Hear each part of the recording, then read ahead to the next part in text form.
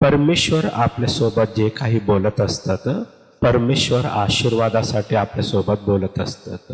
आपल्या जीवनात आहे ना सुधारणूक होण्यासाठी बोलत असतात.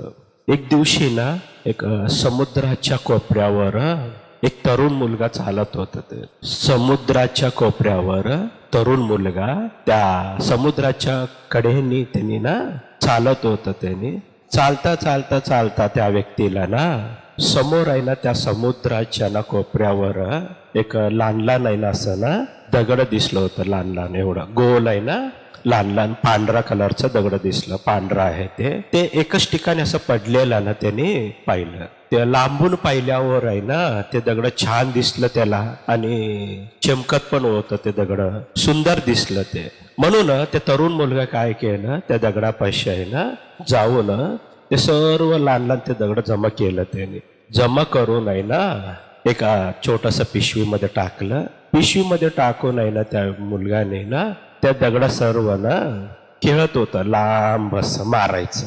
लहान लहान दगड असतात महालावर काय करतात, गोल असल्यावर समुद्रात आहे ना फेकत होतं. त्याने एक एक आहे ना दगड आहे ना लहान गोल समुद्रात फेकत होतं. त्याने समुद्राच्या कोपऱ्यावरून आहे ना समुद्र, त्याला लय आनंद वाटला समुद्रात फेकताना ना. पाण्यामध्ये काय तर असं ना दिसल्यासारखं त्या व्यक्तीला ना ते आनंद घेत होतं ते मुलगा. ते आनंद घेत असताना की तिथूनच एक म्हातारा मनुष्य गेलं. त्या मुलाला विचारलं, काय करायला बाळा तू? म्हणलं तर त्याने म्हणलं काय नाही, मी खेळायला. म्हणलं काय तुझ्या हातात? म्हणलं तर नाही, इथं मला मिळालेलं लहान लहान आहे ना दगड गोल आहे ना, मला मिळालं इथं समुद्राच्या कोपऱ्यावर. मी ते सुंदर आहे, मी त्याच्याने खेळायला. म्हणलं तर आहे ना त्या म्हातारा माणूस आहे ना ते दगड इकडे दे म्हणल्यावर आहे ना त्यांनी घेतलं. ते घेऊन पाहिल्यावर त्या मुलाला म्हणलं, हे दगड मला काय तर नवीनच वाटलं, आतापर्यंत मी पाहिलं नाही, काय तर नवीन दिसलं मला. म्हणून आहे ना त्याने ना त्या म्हातारा मनुष्य म्हणलं, आपण आहे ना हे दगड घेऊन जाऊ एका सोनाराकडे आहे ना दाखवू चला. म्हणलं त्या मुलगा असला समुद्राच्या कोपऱ्यावर मिळालेलं दगड सोनाराकडे जाऊन काय करणार आहे. हे म्हातारा कसं याला काय तर डोकं काम करत नाही, एडबी लागलं. ते म्हातारा म्हणलं ना चल आपण बघू तर बघूया ना, मला नवीनच वाटाले सर्व, म्हणून आपण दाखवू चला. म्हणल्यावर आहे ना ते तरुण मुलगा काय केलं, ठीक आहे ते म्हातारा माणसाचं ऐकलं. सोनाराकडं एक व्यक्तीकडे गेलं त्यांनी त्या दुकानात, त्याला दाखवलं त्या म्हातारा मनुष्य. हे दगड जर पहा म्हणलं. ते थोडं उशीर त्याने ना त्या सोनाराने बघितलं. त्याला कुठं मिळालं म्हणलं तर समुद्राच्या कोपऱ्यावर. म्हणलं अजून पाहिलं. त्याने पाहिल्यावर आहे ना त्याने म्हणलं त्याने त्या सोनाराने ना किती आहे तुझ्याकडं? म्हणलं तुझ्याकडं माझ्या पिशवीत थोडा आहे. म्हणलं तर मी एका दगडाला 50,000 रुपये देतो. म्हणलं त्याने 50,000 रुपये देतो. म्हणलं तर आहे ना त्या मुलगाने ना रडायचं चालू केलं. ताबडतोब रडालं त्याने. तेव्हा त्या सोनाराने काय म्हणलं, ठीक आहे रे बाबा, मी 1,00,000 रुपये देतो एका दगडाला. म्हणलं रडाला. म्हणलं तर अजून जास्त रडालं त्याने, अजून जास्त रडालं. त्याने म्हणलं ना अरे मी 1,50,000 रुपये देतो. म्हणलं त्याने 1,50,000 रुपये देतो म्हणल्यावर आहे ना अजून याने रडाला. म्हणलं तर याला काय झालं, कशाला रडाला? म्हणून ते म्हातारा माणूस आहे ना म्हणलं, मला माहित नाही एका दगडाला 1,50,000 रुपये मिळतं म्हणून मी अनेक दगड समुद्रात फेकून टाकलो. मी म्हणलं अनेक दगड समुद्रात फेकून टाकलं. म्हणलं त्याने म्हणल्यावर आहे ना ते म्हातारा मनुष्य म्हणलं अरे बापरे, त्याच्याकडे किती होतं? एक 3-4 होतं. मिळालं, भरपूर मिळालं त्या व्यक्तीला, पण एक 3-4 आहे ना त्याच्याकडे होतं त्याने. पण मनुष्य काय करतात या जगात, याचप्रमाणे देवाचं आशीर्वादाचं महत्व समजत नाही. हालेलुया. जेव्हा देवाचा आशीर्वाद आपल्याकडे आल्यावर आपण आहे ना त्या आशीर्वादाचं महत्व न समजता आपण अनेक वेळा ना त्या दगडासारखं ना ते आशीर्वाद फेकून टाकतो आपण. पण जेव्हा ना कोणीतरी शिकवलं आपल्याला की हे आशीर्वाद तुझं जीवन बदलणार आहे म्हटल्यावर आहे ना तेव्हा आपण रडत राहत असतो. आपण तेव्हा रडतो, अरे बापरे मला मिळणारा आशीर्वाद आहे ना माझ्या हातातून गेला. म्हणून अज्ञानाने अनेक वेळा काय करतो आपल्या जीवनात आहे ना, आपण महत्व न समजून घेता अज्ञानाने आपल्या जीवनात मिळणारा आशीर्वादाकडे लक्ष न देता आपण आहे ना या जगात एक टाइमपास म्हणून असं आशीर्वादासोबत आपण खेळत राहत असतो आपण. पण परमेश्वर म्हणतात की एक आशीर्वादाला एवढं महत्व आहे की तुझं जीवनच बदलणार आहे. हालेलुया. म्हणून आपल्या समोर परमेश्वरांनी आशीर्वाद ठेवलेला आहे. हालेलुया. म्हणून परमेश्वरांनी जेव्हा आपल्या समोर ठेवलेल्या आशीर्वादाकडं आपण लक्ष न देता इतर गोष्टीकडं आपण लक्ष देत असतो. म्हणजे ना त्या मुलगा आहे ना महत्व असलेल्या दगडाकडे लक्षच दिलं नाही त्यांनी, पण त्यांनी काय केलं, त्यांनी खेळण्याकडे लक्ष दिलेलं आहे. आज पण आपल्या जीवनात आहे ना असंच विचार करत असतो की आपण आशीर्वादाकडे लक्ष देण्याची सोडतो. आपण या जगातला ना एक एक विचाराकडे लक्ष देऊ नये ना आपण या जगाच्या गोष्टीमध्ये आनंद व्हावा म्हणून प्रयत्न करतो. पण परमेश्वर म्हणतात माझा आशीर्वाद तुझं जीवनच एक आनंदामध्ये बदलणार आहे. हालेलुया. म्हणून या नवीन वर्ष परमेश्वरांनी म्हटलं माझ्यासोबत बोललेला शब्द की आपण प्रत्येक आशीर्वाद आहे ना देवाच्या कृपेच्या द्वारे महत्व समजायला पाहिजे. म्हणून परमेश्वराच्या या नवीन वर्षात परमेश्वर म्हणतात सर्वांना आशीर्वादितच करणार आहे. प्रत्येक व्यक्तीला आशीर्वादच देणार आहे. कारण की देवाच्या आशीर्वादासाठी आपण कितीही कष्ट करू द्या भूतलावर ते सर्व गोष्टी चांगलंच. कारण की याकोबाने पण देवाचा आशीर्वाद मिळण्यासाठी पवित्र शास्त्रात याकोब याकोबाचा मुलगा इसाकाचा मुलगा याकोब म्हणजे याकोबाने ना रात्रभर परमेश्वराचे पाय पकडले. रडलं त्याने, पाय पकडून रडलं रात्रभर.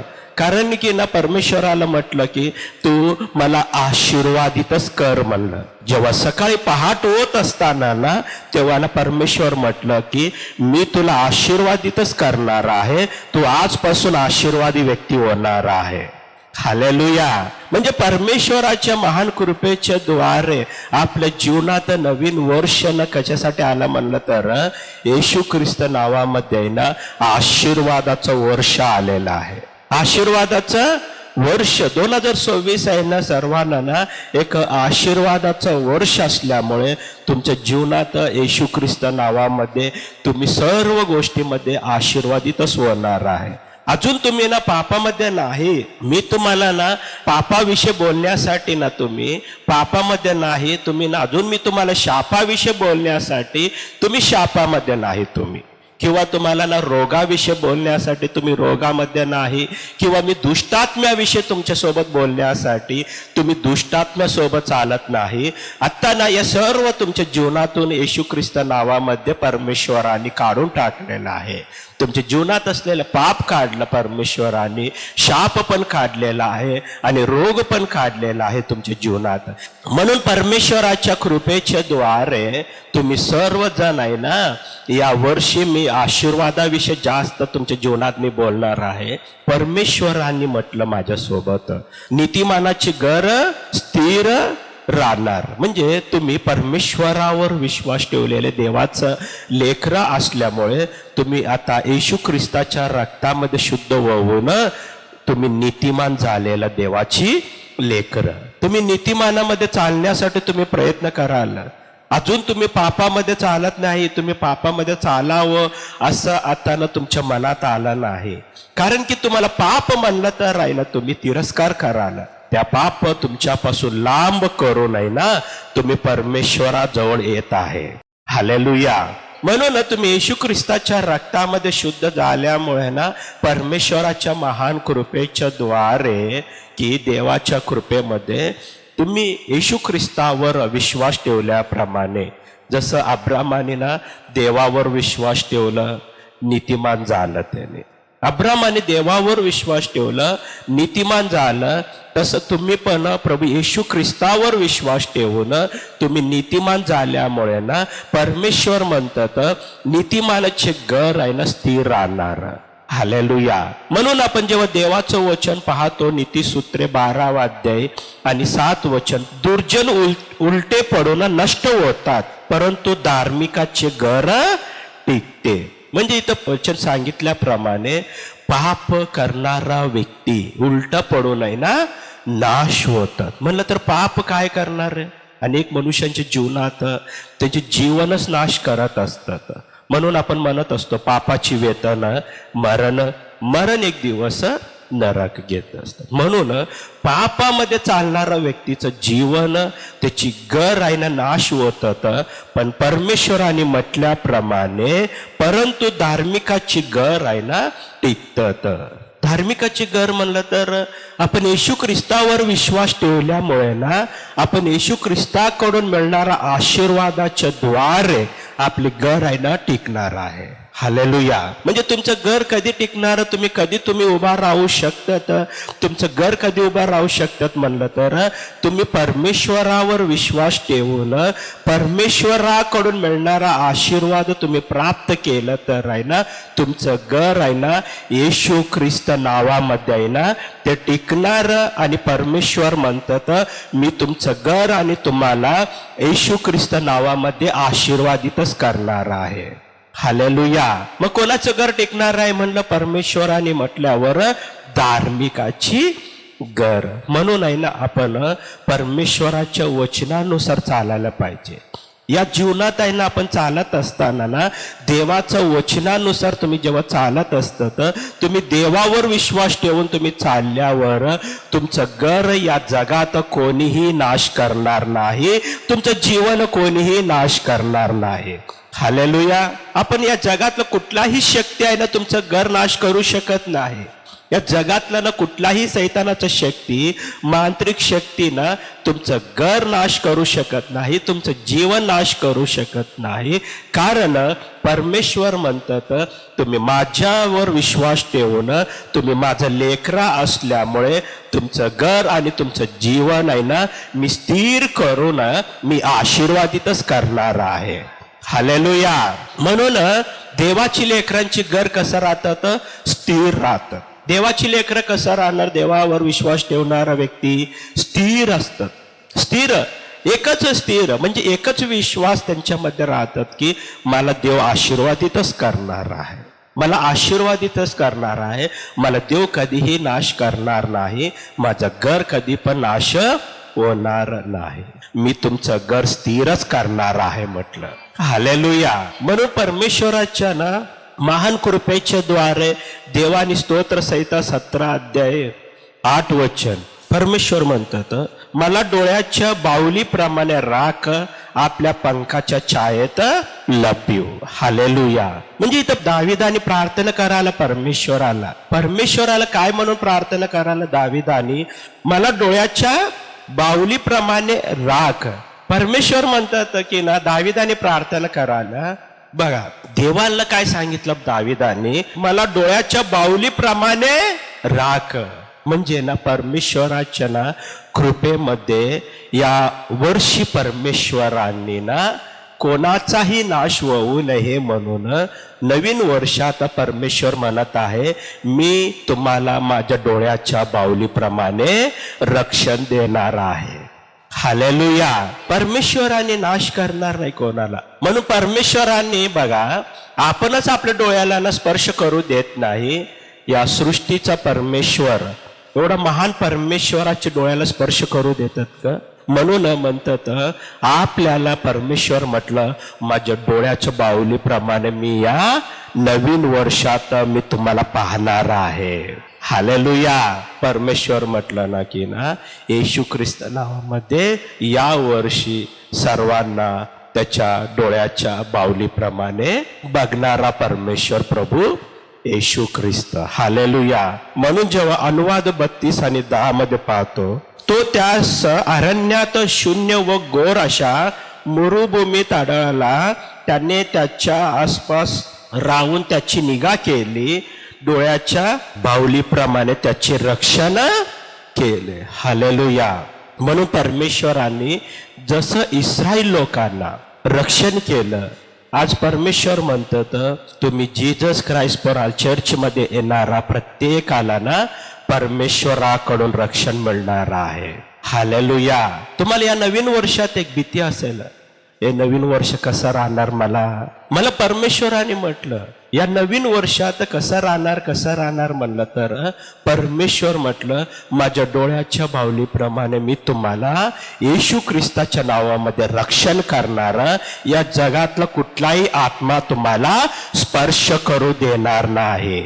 हालेलुया. म्हणून परमेश्वराची ना आपण रक्षण मध्ये राहिलं पाहिजे. देवाचं रक्षण मध्ये, देवाचे रक्षण एक बाजूला आपल्याला मिळत आहे. परमेश्वराच्या कृपेच्या द्वारे देवाचे रक्षण मिळताना ना परमेश्वराने बघा 2 शमूएल 6 अध्याय 11 वचन, परमेश्वराचे कोश ओबेद अदोम गित्ती याच्या घरी 3 महिने राहिला आणि परमेश्वराने ओबेद अदोम व त्याचे सर्व घराने यास बरकत दिली. म्हणजे जुना करारात पाहतो परमेश्वर आहे ना सोन्याच्या त्या पेटीच्या कोश मध्ये राहत होतं. तेव्हा ना त्या कोश आहे ना जेव्हा ओबेद अदोम यांच्या घरात जेव्हा ठेवलं त्याने, तेव्हा ते घर येशू ख्रिस्त नावामध्ये आशीर्वादित झालेलं आहे. जसं ओबेद अदोम यांचे घर जसं ना आशीर्वादित झालं, तसं येशू ख्रिस्त तुमच्या घरात असल्यामुळे तुम्ही जेव्हा येशू ख्रिस्ताला तुमच्या घरात ना स्वागत केलं, तुमच्या जीवनात स्वागत केलं, तुमच्या कुटुंबात स्वागत केलं, तर येशू ख्रिस्त म्हणतात मी तुमच्या घरात आहे. आता तुमच्या घरात काही पण रोग राहणार नाही, कुठलाही पाप राहणार नाही, कुठलाही शाप राहणार नाही. तुमचं घर येशू ख्रिस्त नावामध्ये आशीर्वादित होणार आहे. हालेलुया. ज्या मनुष्याच्या हृदयामध्ये देव राहणार त्या व्यक्ती आशीर्वादित होणार. ज्या घरात येशू ख्रिस्त राहणार त्या घर या नवीन वर्षात आशीर्वादितच होणार आहे. म्हणून तुमचं हृदय, तुमचं घर परमेश्वरापासून तुम्ही या वर्षी कोणीही लांब करू नये. तुमचं हृदय लांब केलं समजा, तुमचं मन लांब केलं समजा, तुम्ही परमेश्वराकडून मिळणारा आशीर्वाद आहे ना तिथंच थांबू शकतात. आपण पाहिलं पहिल्यांदा आशीर्वाद, ते दगडाचे महत्व समजलं नाही म्हणून त्यांनी काय केलं, समुद्रात फेकलं. पण देवाचं लेकरांना आशीर्वादाचं जे महत्व आहे ना ते समजलेलं आहे. म्हणून आपल्या जीवनात येशू ख्रिस्त नावामध्ये आशीर्वादितच राहिला पाहिजे. हालेलुया. आपण सर्वजण डोळे बंद करून प्रार्थना करू. पवित्र सेनाधीश परमेश्वर येशू बाप्पा, मी तुला धन्यवाद करतो, तुला महिमाने गौरव करतो बाप्पा. संपूर्णपणे तुझ्या कृपेच्या द्वारे तू बोललेलं या नवीन वर्षाची बाप्पा आशीर्वादाचं कृपा तुझ्या लेकराला दिल्याबद्दल तुला धन्यवाद. तुझ्या कृपा, तुझ्या दया, तुझं प्रेम तुझ्या लेकरावर राहत असताना तुझ्या लेकरांची बाप्पा कुटुंबात येशू ख्रिस्त आहे.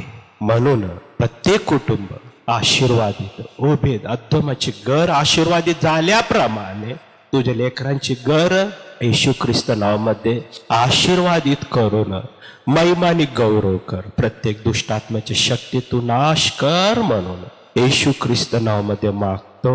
आमेन.